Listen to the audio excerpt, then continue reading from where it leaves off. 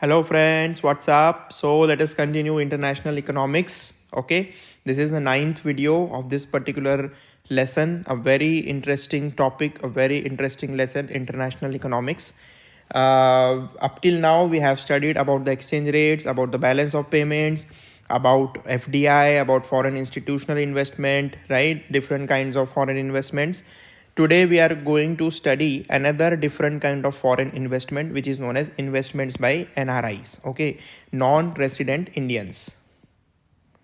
So people who are basically Indian citizens, but they are not residing in India, okay, they are residing outside India and they are investing in India. So there are certain rules, certain limitations, okay, because they are not ordinarily residing in India, so they cannot really invest just like the Indian residents. So there are certain schemes under which they can invest, and we will see how NRIs can make investment in India.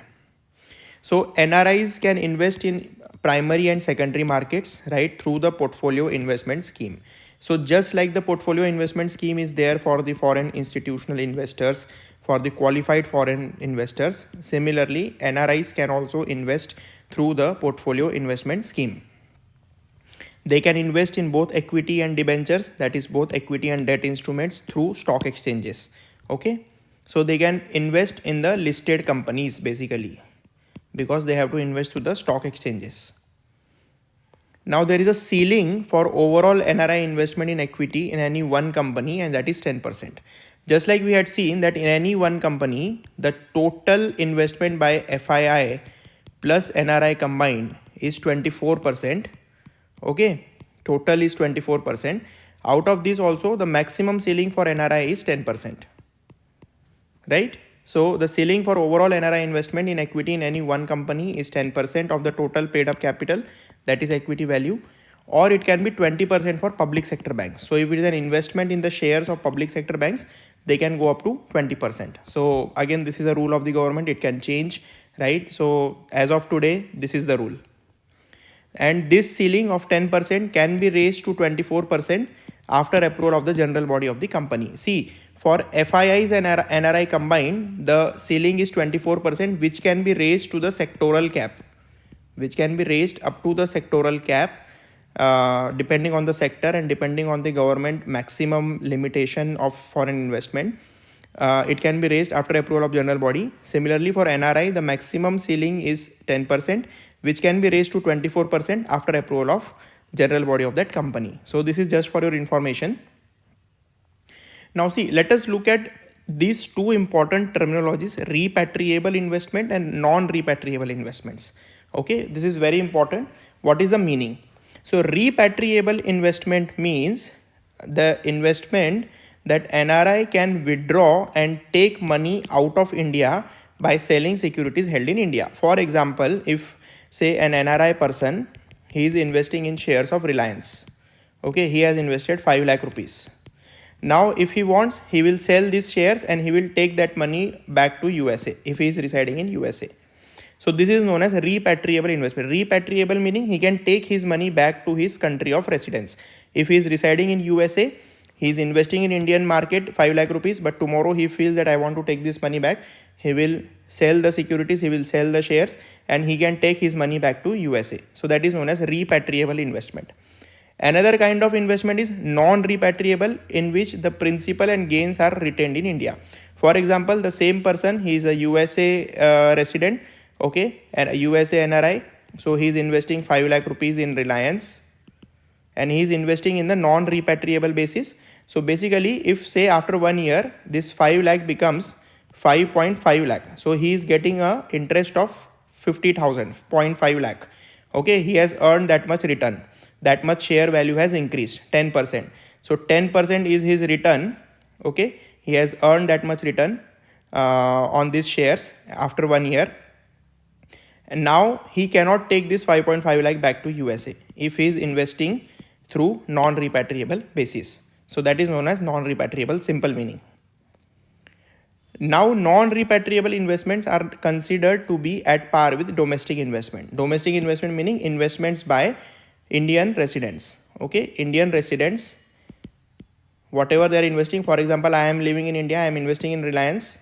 So my investment will be known as domestic investment, and they are not considered to be foreign investment. This is since 2021. So from 2021, Government of India has said that NRI investment will be considered domestic investment. They will be treated at par with domestic investment. Okay, if they are investing on non-repatriable basis, right? Because anyway they are Indian citizens, and they are not going to take this money out of India after selling it. The money is going to be retained in India. For example, if they sell the shares of Reliance, they can invest it into any other thing in India. For example, they can invest in land, they can invest in other company, they can invest in anything, but the money has to remain in the India. Okay, so that is non-repatriable. So anyway they are Indian citizens, they are keeping money in India, so they will be treated as domestic investment, okay, if it is on the non-repatriable basis. Now NRI mentions during the KYC whether he is doing investment on repatriable basis or non-repatriable basis. Okay, so this is important. He has to mention it. It is his will. Now in which investments NRI can invest through the non-repat basis? Okay, he can invest in the following instruments. He can invest in futures and options of equities. He can invest in the listed stocks. He can also participate in IPOs, initial public offerings. He can invest in mutual funds. He can invest in government securities, in treasury bills, in listed non-convertible debentures. Okay, see, not convertible debentures, but non-convertible debentures, national pension scheme, and chit funds. So he can invest in all this. Okay, chit funds, I had mentioned that on non-repatriable basis, NRIs can invest. So although it is a foreign investment, but it is a non-repatriable NRI investment, which is considered to be at par with domestic investment. That's why in chit funds it is allowed. NRIs can invest in specified government securities without any restriction, okay, without any cap. They can invest in specified government securities through a new channel called as fully accessible route. Okay, fully accessible route, FAR, FAR. It was created by RBI in 2020. So in 2020, RBI brought in this new scheme. This is a kind of scheme, fully accessible route, through which NRIs can invest any amount in the specified government securities. Now, what are the specified government securities? Specified government securities means all the securities which are issued, okay, all the new issuance of government securities of 5-year, 10-year or 30-year maturity, okay, of 30-year tenure after 2020. So whatever government is issuing after 2020, any security of maturity 5-year, 10-year or 30-year, they can invest. So they are the specified securities. And obviously this would work alongside the existing routes. So there were two existing routes along with the FAR. There were two existing routes. So one route was medium term framework for FPI, for foreign portfolio investment in government securities. This was introduced in 2015 by RBI. Okay, medium term framework for foreign portfolio investment in government securities. So government securities investment was allowed through FPI from 2015 through this framework.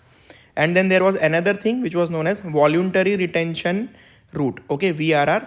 Retention meaning they have to invest for long term. So again, it was for foreign portfolio investment, in long term debt instruments. Okay, so for long term bond markets, for long term bonds. So this route was there, and NRIs could invest through this route also, because NRIs are also part of foreign portfolio investors, right? Anybody who is participating through the PIS are foreign portfolio investor. They can be foreign institutional investor, they can be QFI, they can be NRIs.